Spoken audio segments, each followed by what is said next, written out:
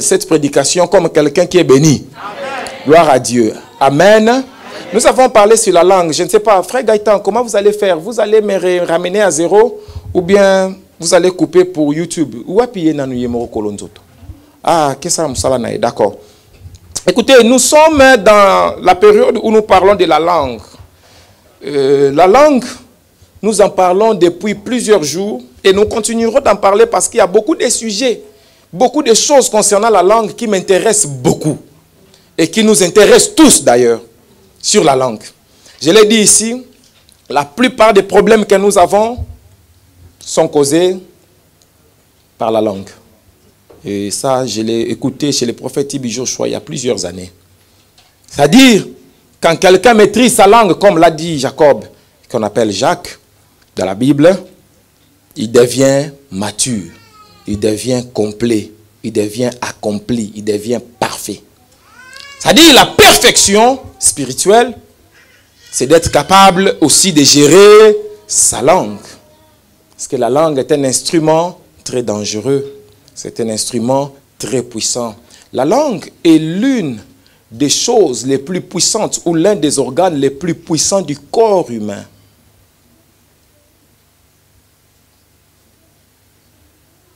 Je me pose souvent des questions entre la langue et l'organe génital qui est le plus puissant. Beaucoup de gens pensent que le cerveau est le plus puissant organe du corps. Non. La Bible dit, la langue est un feu. La langue est une puissance, c'est un monde. On nous a dit, je crois, plus de 14 comparaisons de la langue dans Jacques. Et là encore, je n'ai pris que Jacques 3. De la même façon, les organes génitaux ou intimes sont très puissants. Parce que ce sont des instruments d'échange spirituel. Ce sont des instruments de bénédiction et de malédiction. Ce sont des instruments de langage.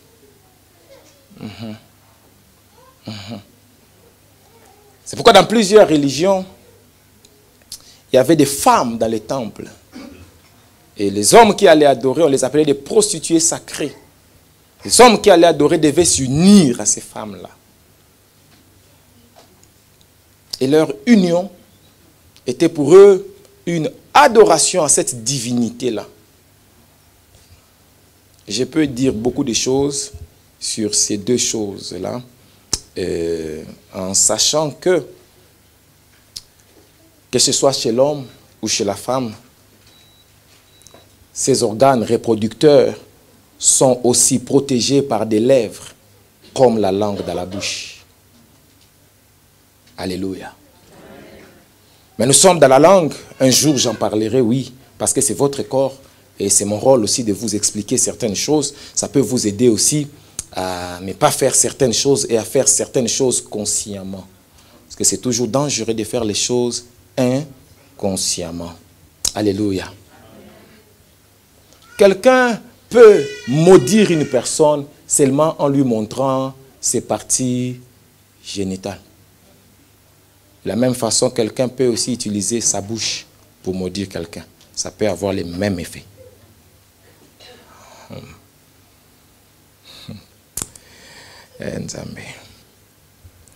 Comme dit le big prophète Emmanuel Lumbu, l'évangile n'est pas pour les petits-enfants.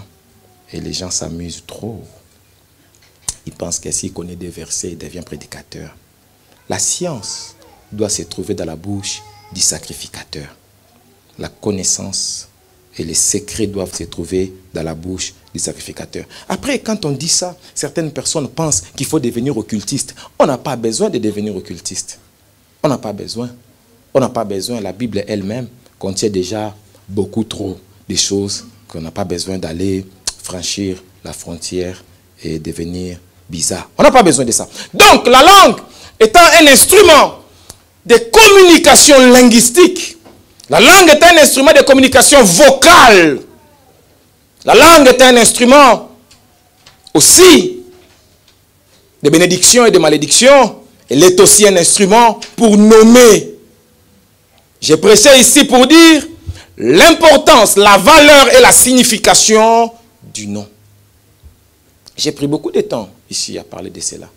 J'ai dit que le nom exprime les circonstances de ta naissance. Le nom exprime la prophétie de ta vie. Le nom exprime ta destinée ou ton destin. Le nom exprime les combats de ta vie. Le nom exprime ta mission. Le nom exprime, quoi encore?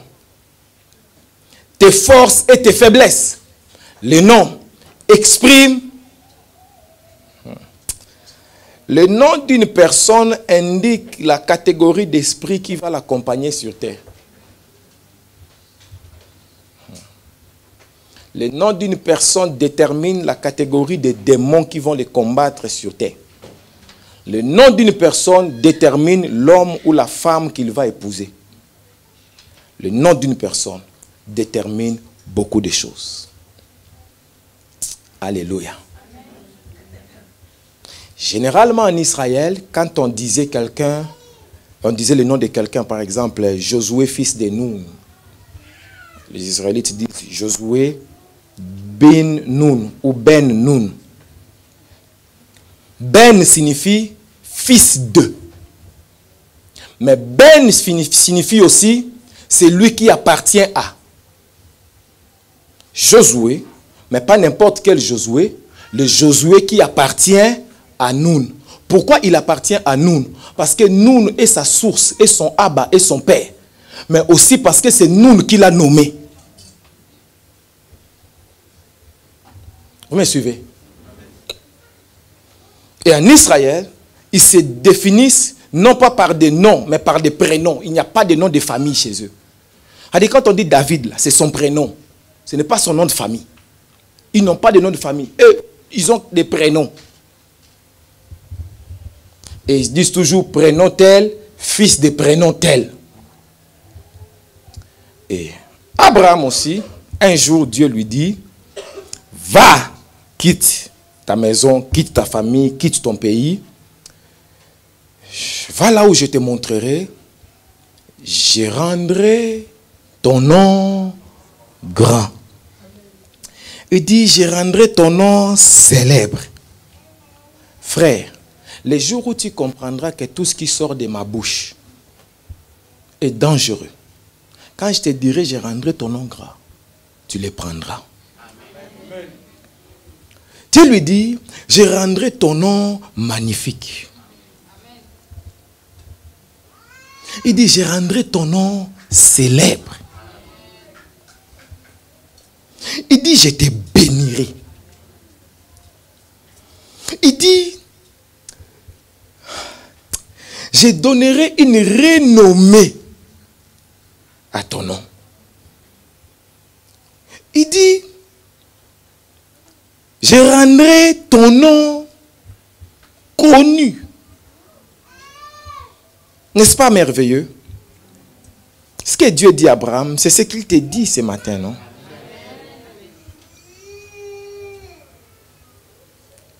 Quand Dieu appelle quelqu'un, Dieu les bénit. J'ai parlé cette semaine sur la visitation divine à une prédicatrice qui devait prêcher quelque part. Et je lui disais, Dieu est un Dieu de visitation. Nzambe. Abraham n'a pas cherché Dieu, mais Dieu l'a visité.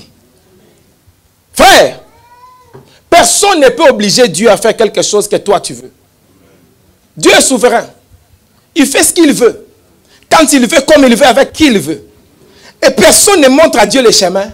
Et personne ne peut corriger Dieu ou reprocher Dieu. Dire à Dieu pourquoi tu as fait ça. Parce que Dieu est Dieu. Wow.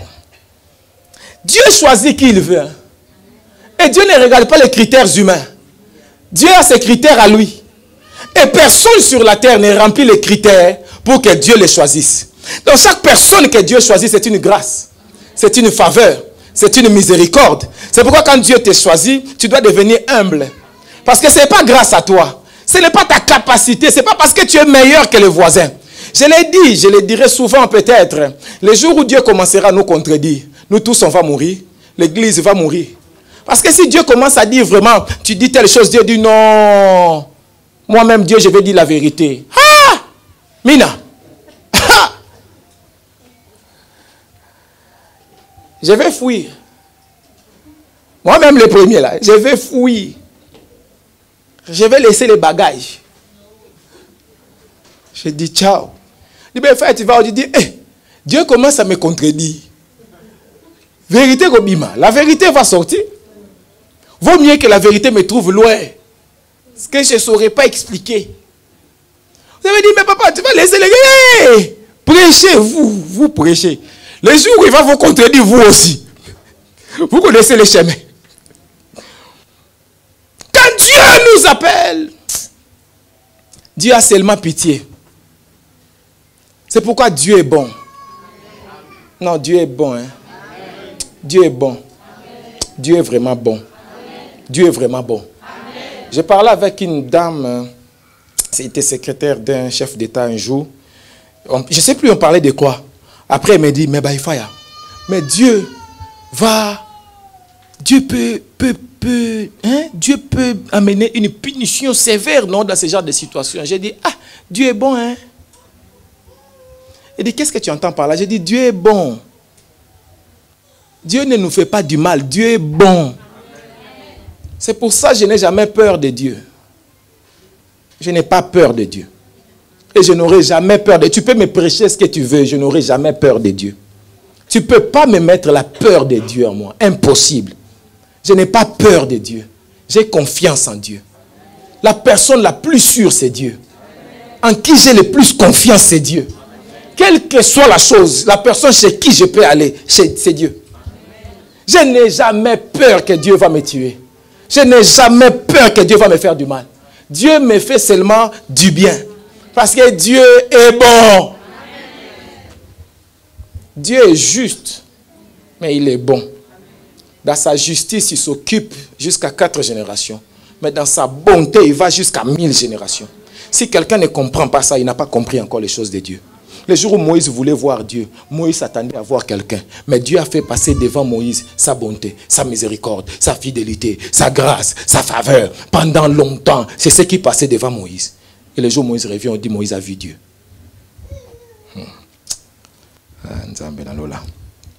C'est Dieu qui peut visiter les humains. Et quand il te visite, il vient toujours avec 2 choses. La grâce et le jugement. Le jugement s'exerce contre toute inimitié. Et la grâce s'exerce envers toi.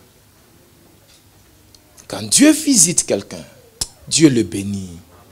Dieu lui accorde grâce. Dieu change sa vie. Dieu change son histoire. Dieu change son visage. Dieu change ses circonstances. Dieu change même son adresse. Dieu change même son nom. Parce que c'est Dieu. Et il ne peut pas aller quelque part et tu restes la même personne. C'est pourquoi beaucoup de gens qui disent, j'ai vu Jésus, tu n'as pas vu Jésus. Oh. Tu as vu un esprit quelque part.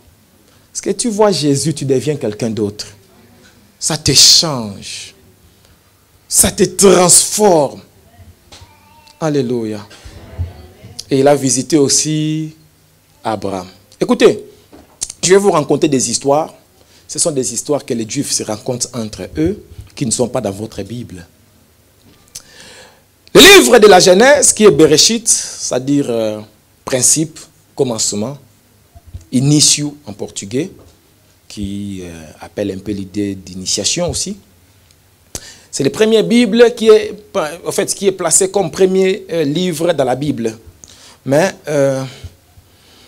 ok. Et c'est le premier livre aussi de la Pentateuque. Pentateuque, c'est les 5 premiers livres de la Bible. Genèse, Exode, Nombre, Lévitique, quoi encore, Deutéronome. Est-ce que j'ai dit 5? J'ai dit 5, hein? Ok. Genèse, c'est le début de toutes choses. Dans le livre de Genèse, vous allez trouver le début de presque tout. Exode, c'est la sortie d'Israël, la délivrance d'Israël, l'exode. Quand les Israélites sont sortis et Dieu les a délivrés. Nombre, ça compte les peuples. Je ne sais pas si c'est Lévitique d'abord. Lévitique d'abord, je pense. Lévitique, c'est le livre qui s'adresse vraiment à la tribu de Lévi, les Lévites. Donc la plupart des choses qui sont là-bas, ça concerne les Lévites, ça concerne le travail sacerdotal du sacerdoce. Nombre, c'est plus le nombre, où en fait on compte, on fait les recensements du peuple, où on compte aussi les chutes du peuple sur le parcours dans les déserts. Et Deutéronome, c'est la loi qui est donnée pour la deuxième fois. En fait, Deutéronome, c'est en fait la première génération qui est sortie d'Égypte est morte. Est-ce que tout le monde me regarde? Et la deuxième génération, vérifie ton voisin s'il me regarde, à moins qu'il soit en train d'écrire. La deuxième génération qui était née dans les déserts et qui n'avait pas connu l'Égypte. Du coup, la plupart d'entre eux n'étaient pas là quand Dieu avait donné sa loi. Alors dans les Deutéronomes, Moïse redonne la loi.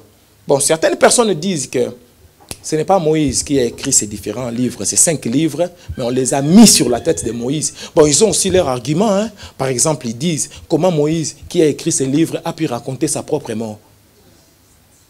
Donc, ils ont quand même des arguments. Par exemple, il y a des endroits où, par exemple dans les livres d'Exode, où Dieu, par exemple, si vous lisez la rencontre des buissons ardents, on dit Moïse s'est détourné pour voir ces spectacles-là. Attendez, si c'est Moïse qui parle, il devait dire je me détourné.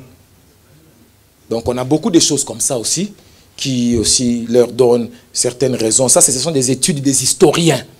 Mais on a mis ces livres. Je prêcherai un jour ici sur les auteurs, ou plutôt les écrivains de chaque livre biblique.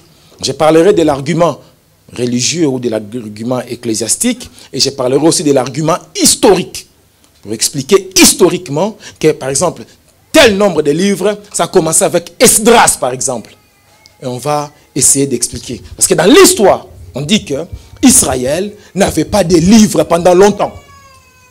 Et toutes les histoires se racontaient par tradition orale. Les parents racontaient à leurs enfants, et puis les serviteurs de Dieu racontaient au peuple.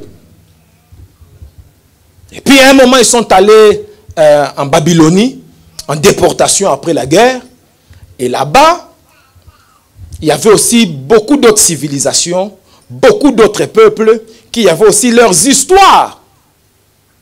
Et à la période de Néhémie, Esdras, c'est à cette période-là, surtout Esdras vraiment, où les historiens disent que pour la première fois, ils ont écrit la Torah. Et la Bible dit que les gens qui ont écrit ces livres étaient, n'est-ce pas, influencés aussi par les traditions et les histoires des autres peuples. Bon, ça c'est vraiment une histoire dont je parlerai un jour. Vous noterez par exemple, dans la plupart des traditions, dans la plupart des histoires dans le monde, les mêmes mythologies se répètent. L'homme et sa femme, les jardins d'Éden, les déluges, les serpents avec les humains, un lille, un ki, sokinini, toutes ces histoires-là. Mais la différence, c'est que Israël, de ces autres nations, c'est que toutes ces nations-là étaient polythéistes. Ils vénéraient plusieurs divinités. Mais Israël était monothéiste. Ils avaient un seul Dieu, le Dieu Yahweh. Alléluia. Ça aussi, on en parlera beaucoup. Maintenant, quand on regarde l'histoire de la Genèse, comment ça s'explique, vous verrez que Dieu se révèle premièrement à Abraham. C'est la première révélation où Dieu veut instaurer, établir quelque chose sur la terre. Ça se trouve chez Abraham. Et ça, je vous raconte des histoires. Les Juifs racontent que Abraham était fils d'un homme. Cet homme-là était le général numéro 1 de Nimrod. Le bras droit de Nimrod. Or, Nimrod, vous le savez, est le petit-fils de Cham. Cham que Noé avait maudit pour des histoires de vin et de nudité et tout ça. Jusqu'à là, vous êtes avec moi. L'histoire raconte, ça c'est des histoires qui ne sont pas dans la Bible, comme je l'ai dit, que l'une des raisons pour lesquelles Noé avait maudit Cham, c'est parce que Cham lui avait volé un manteau particulier. Quel était ce manteau-là? C'était le manteau que Dieu avait confectionné pour Adam.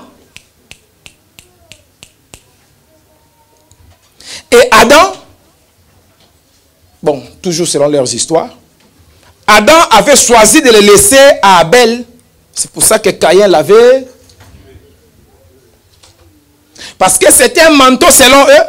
Si tu le mets, de toute façon, un habit que Dieu lui-même a confectionné ne peut pas être comme tous les habits. Alors, c'est descendu cet habit-là jusqu'à c'est arrivé chez Noé. Et ils disent que Noé, c'est Métouchéla qui lui avait donné, parce que Métouchéla est l'homme qui est resté le plus longtemps sur la terre. Et on dit que donc ça s'est trouvé chez Métouchéla, et c'est Métouchéla qui avait donné à Noé ces manteaux-là. Et alors, il raconte que quand Noé a pris l'alcool, ou les vins, il s'est enivré, ils disent que Cham lui a volé ces manteaux-là. Bon, selon eux, ils expliquent, c'est pour cette raison que Sem et Nanyoyo sont venus avec un autre manteau pour couvrir Noé, leur papa. Et ainsi, Noé maudit, non pas Cham, mais Canaan, parce que selon eux, Cham l'avait donné à Canaan, son fils ou son petit-fils, comme ça. Et puis c'est parti comme ça. Nimrod est né dans cette famille-là, et il raconte que cet habit a été donné à Nimrod. C'est ce qui a fait de lui le plus grand, le plus fort, jusqu'à mobiliser le monde entier pour construire. Il faut parler, non? C'était pas la tour Eiffel, la tour de Babel. Alors il raconte que Nimrod avait un bras droit, et son bras droit c'était le papa d'Abraham. La femme de cet homme-là n'avait pas d'enfant, et les deux n'arrivaient pas à avoir d'enfant. Maintenant, ils disent que les magiciens de Nimrod lui ont dit un jour, nous avons vu une étoile. Cette étoile montre qu'un fils naîtra dans le pays. Ce fils-là sera plus grand que toi, et c'est lui qui va te tuer. Alors Nimrod a fait tuer tous les enfants de moins de 2 ans. Comme à l'époque de Jésus. Et il a déclaré que si un fils naît dans une maison, il faut le tuer. Les magiciens lui disent encore que l'étoile en question se tient sur la maison de ton bras droit. Nimrod dit, mon bras droit n'a pas d'enfant. Or, la femme de son bras droit est tombée enceinte. Et ils ont eu un fils. Ils ont envoyé des militaires plusieurs fois dans la maison de cet homme-là pour contrôler si sa femme est enceinte. Mais toutes les fois qu'ils allaient, Dieu sauvait la femme et ils n'arrivaient pas à la trouver. Donc quand l'enfant naît, il raconte que ils ont caché l'enfant dans une grotte jusqu'à l'âge de 13 ans. Et à l'âge de 13 ans, il raconte que l'enfant est sorti de la grotte et il a vu le soleil. Il a dit, waouh, le soleil est puissant. Il deviendra mon Dieu. Et quand il commence à prier le soleil, le soir, il voit le soleil se couche. Il dit, oh, le soleil n'est pas puissant, il est parti. Il voit la lune et les étoiles. Il dit, waouh, la lune est puissante. En plus, la lune a des soldats, les étoiles. Il dit, ce sera mon Dieu. Mais le lendemain, il voit la lune partir et le soleil revient. Il dit, ah, la lune aussi n'est pas puissante. Alors, c'est qu'il y a quelqu'un qui est au-dessus du soleil et de la lune. Leur créateur là, c'est celui-là qui sera mon Dieu. Maintenant, je vais l'adorer, c'est lui-là. Donc, du coup, Abraham a découvert un peu ce Dieu du monothéisme, si on peut le dire comme ça. Bon, ça, je suis vraiment dans les histoires des Juifs. Hein. Alors, à partir de cet âge-là, les parents d'Abraham le font fuir chez Noé, selon leurs explications. Et Noé enseigna à Abraham toutes les choses qui sont passées depuis le commencement, depuis la création, des choses que Métouchéla avait enseignées à Noé. Il lui a donné toute la connaissance sauf les manteaux, parce que les manteaux étaient déjà volés et ça se trouvait dans les mains des Nimrod. Je suis toujours dans leurs histoires. Hein. Et dans leurs histoires, ils avaient dit que cet enfant dont l'étoile est sortie, c'est celui qui te tuera. Or, Abraham n'a pas tué Nimrod. Il a eu Isaac. Isaac n'a pas tué Nimrod. Isaac a eu Ésaü et Jacob. Et ils racontent toujours dans leurs histoires que le jour où Isaac dit à Ésaü, va me chercher un animal pour me cuisiner, que je mange et je te bénisse. Ce jour-là, il raconte que Ésaü est resté longtemps parce qu'il a rencontré Nimrod là-bas dans la forêt. Parce que souvenez-vous que Nimrod aussi était un grand chasseur. Et ils se sont battus là-bas. Et Ésaü a vaincu Nimrod, il l'a tué. Et Ésaü a pris ces manteaux-là. Tu me suis, non? Pendant que lui se battait pour ces manteaux-là, Jacob dans la maison était en train de mettre un autre manteau pour dire qu'il est Ésaü.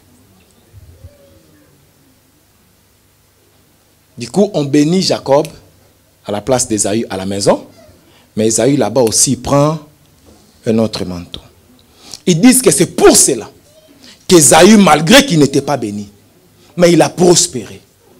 Parce qu'il avait quelque chose en lui. C'est leurs histoires. Et je vais rester dans la Bible pour ne pas chauffer la tête des gens. Dans la Bible, Genèse 11 et Genèse 12, Dieu vient visiter Abraham. Abraham, Dieu lui dit, va, pars de ton pays, de ta ville, de ta nation. Là où tu iras, je te bénirai, je ferai ceci, je ferai ceci. Et il dit, je rendrai ton nom grand. C'est seulement là où je vais m'asseoir. Nous sommes ici donc à son appel. Et Dieu lui dit, je rendrai ton nom grand. J'ai compris ces versets de plusieurs façons, ou cette phrase. Première façon dont j'ai compris, c'est cette phrase. Dieu lui dit, comme nous avons lu dans Shuraki, je grandirai ton nom, ou j'élargirai ton nom, ou j'agrandirai ton nom. Et Dieu l'a vraiment accompli. Parce qu'il a ajouté H à son nom. Et son nom est devenu plus long. Son nom est devenu plus grand. Dieu a ajouté... Ah, si je dois parler de H ici.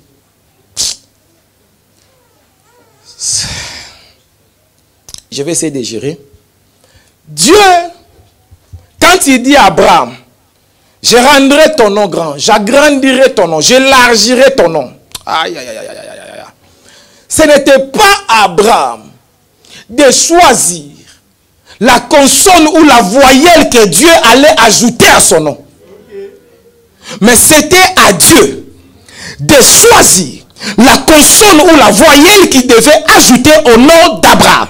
Deuxièmement, Dieu savait déjà, il avait déjà choisi la lettre qu'il ajoutera à Abraham.